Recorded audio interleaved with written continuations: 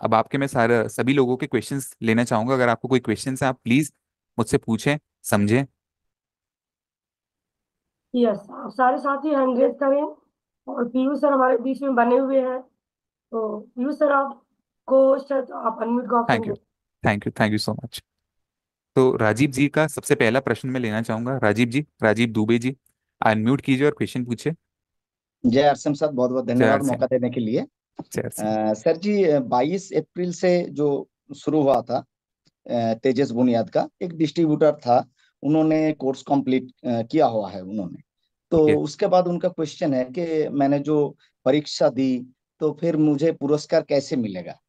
तो आपने तो अभी बता दिए, तो उनको 1500 पीवी करके हर महीना करना है, या 5000 करना है, या 2500 करना है। तो कौन सा महीने से उनको करना है, तो उसको थोड़ा अगर क्लियरिटी दे देते तो बहुत अच्छा होता सर। ठीक है। तो ये 3 महीने के लक्ष्य हैं। तेजस बुनियाद के भी 3 महीने के लक्ष्य रहते हैं और तेजस मेन के भी 3 महीने के लक्ष्य रहते हैं। तो रजिस्ट्रेशन जिस महीने में किया है वो वाला काउंट होता है, और आगे वाला 2 महीना वो वाला काउंट होता है। तो मान लीजिए अगर उन्होंने मार्च में रजिस्ट्रेशन किया तो मार्च के महीने में, और फिर आने वाले 2 महीने में अगर वो 4500 पीवी करते हैं तो वो पुरस्कार के लिए एलिजिबल हो जाते हैं। इसमें ध्यान रखने वाली बात एक ही है कि 1500 पीवी से उन्होंने रजिस्ट्रेशन तो किया होगा बुनियाद में, लेकिन वो 1500 पीवी टारगेट में इंक्लूड नहीं होता है, वो अलग होता है। तो 4500 पीवी पुरस्कार के लिए उनको अलग से करना पड़ेगा। आशा करता हूं आपको क्लियर हो गया अभी। Thank you.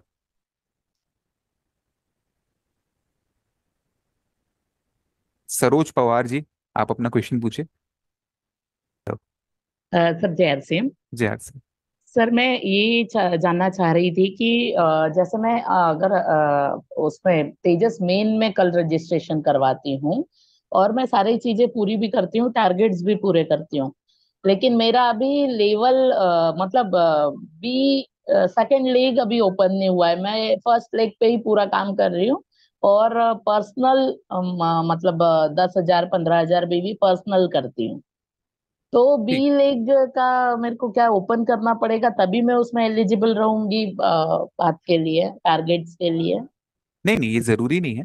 तो जैसे कि मैंने सभी को बताया, जो बी लेग है उसमें जी। अगर आपके साथी जुड़े हुए हैं आपके साथ और उनका पीवी 500 से ऊपर है, आपका तो ओपन ही नहीं हुआ अभी, राइट? हाँ जी। तो आप तो एलिजिबल होंगे। लेकिन अगर जिनका बी लेग ओपन है और उनके साथी 500 से पीवी नहीं करते हैं तो वो एलिजिबल जी। नहीं होंगे। आप तो एलिजिबल हैं।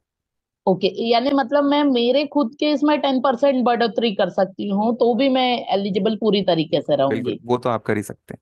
जी जी जी, थैंक यू सर। मुरली जी, आप अपना क्वेश्चन पूछिए अनम्यूट करके। यार श्याम, जय सिंह। मेरा एक सवाल है सर। जैसे हम पत्नी का आईडी पर काम करते हैं और प्रत्येक महीना बीर क्लब में जैसे 10,000 विधि करना पड़ता है, तो 10,000 तो विधि प्रत्येक मंथ करते हैं, क्या हम अवेलेबल हो सकते हैं? सॉरी, मैं आप प्रश्न समझ नहीं पाया, आप एक बार रिपीट करेंगे? आप कहाँ क्या क्या बोले करते हैं? सर, जैसे हम ओके। पत्नी के आईडी पर काम करते हैं सर, ठीक है। और उनके आईडी पर प्रत्येक मंथ बीर क्लब के लिए हमको 10,000 विधि करना पड़ता है, ठीक है, समझ गया। और रेगुलर हम करते आ रहे हैं। ठीक है। तो तो आप, अवेलेबल है मेरे लिए सर? ठीक है, तो मैं क्या बोल रहा था आपको कि आपका रजिस्ट्रेशन आपकी पत्नी के नाम से है और टारगेट आप कंप्लीट करते हैं, करेक्ट? जी तो टारगेट तो कंप्लीट हो रहे जी हैं आपके, जी। आप उसके लिए बिल्कुल निश्चिंत रहिए। पर इसमें क्या है, अवार्ड, जैसे अवार्ड जो है टारगेट के, पुरस्कार जो है टारगेट कंप्लीट करने के बाद के, जोनल इवेंट में शामिल होने का मौका और जोनल इवेंट में मंच पर सम्मान, अगर उतना पीवी आप करते हैं तो इसका जो अवसर मिलेगा वो आपकी पत्नी को मिलेगा, क्योंकि नाम जो रजिस्टर्ड है वो आपकी पत्नी के नाम से है, आपके नाम से नहीं है। तो इसलिए जी निश्चिंत जी रहिए सर। आप। पुरस्कार तो मिलेगा, लेकिन किसको मिलेगा? वो आपकी पत्नी को मिलेगा। ओके, उसके लिए तो कोई दिक्कत नहीं है सर। वही हमको जानना था सर कि क्योंकि काम तो हम ही करते हैं, लेकिन पत्नी की आईडी पे करते हैं, ठीक। तो बिल्कुल उनको आपको, मिलना है तो मिलबे बिल्कुल कर।